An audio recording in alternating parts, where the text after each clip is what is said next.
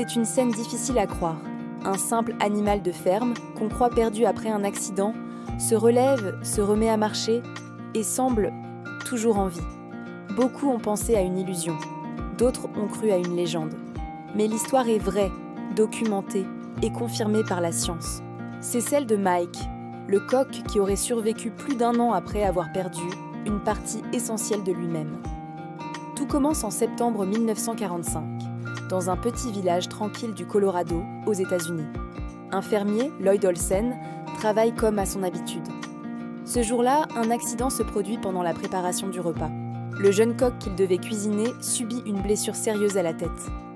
Et contre toute attente, l'animal ne s'effondre pas.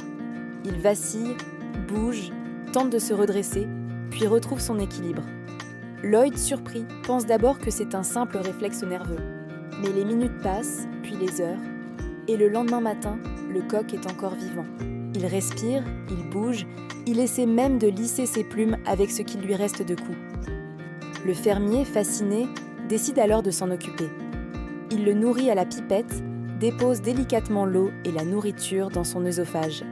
Et l'animal s'adapte. Jour après jour, il continue à vivre. Rapidement, il devient célèbre sous le nom de Mike the Headless Chicken, que l'on pourrait traduire par Mike le coq immortel. Les journaux en parlent, les voisins viennent le voir, et même des scientifiques se déplacent pour observer ce phénomène. Mais comment un animal peut-il continuer à vivre après un tel accident ? La réponse se trouve dans la structure neurologique des oiseaux. Chez les poules, la plupart des réflexes, marcher, battre des ailes, maintenir l'équilibre, ne sont pas contrôlés uniquement par le cerveau supérieur. Ces fonctions sont partiellement gérées par une zone plus basse, située dans le cou, le tronc cérébral. C'est ce tronc cérébral qui commande les actions automatiques, le rythme cardiaque, la respiration, la posture. Et dans le cas de Mike, cette partie avait été miraculeusement épargnée. Ainsi, même après la perte d'une grande partie de sa tête, Mike disposait encore de ce qu'il fallait pour continuer à fonctionner. Son propriétaire, conscient du caractère exceptionnel du cas, décide de prendre soin de lui, jour après jour.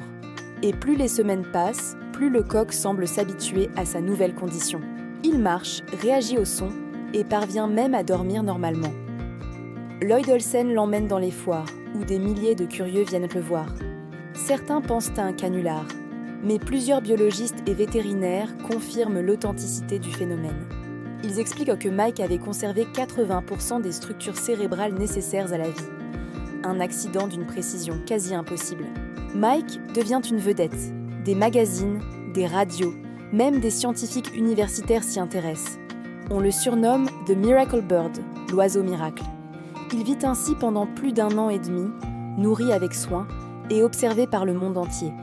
Mais au-delà du côté spectaculaire, l'histoire de Mike révèle une vérité fascinante. La vie ne se limite pas à la conscience. Le corps possède une forme d'autonomie, une intelligence biologique qui lui permet parfois de continuer à exister malgré tout. Chez les oiseaux, le système nerveux inférieur fonctionne comme une centrale indépendante. Il peut maintenir les organes en action, faire bouger les muscles, et même permettre certains réflexes sans intervention directe du cerveau. C'est pour cela qu'il n'est pas rare, juste après un accident, de voir une poule bouger encore un court instant. Ce ne sont pas des gestes conscients, mais des réponses automatiques du système nerveux. Mike, lui, est l'exception absolue. Le hasard avait préservé assez de connexions pour que la machine biologique continue à tourner. Pas de pensée, pas de volonté, mais une résistance vitale extraordinaire. Les chercheurs qui ont étudié le cas ont souvent parlé de résilience biologique, la capacité du vivant à s'accrocher, même quand tout semble perdu. Et d'une certaine manière, c'est aussi ce qui rend cette histoire si émouvante.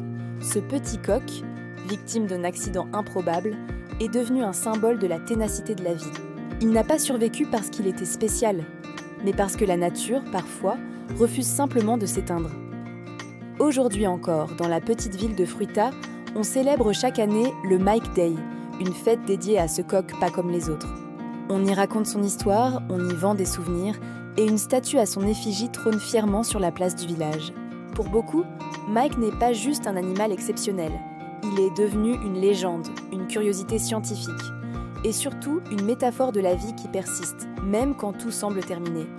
Alors oui, les poules peuvent encore bouger ou réagir après un grave accident.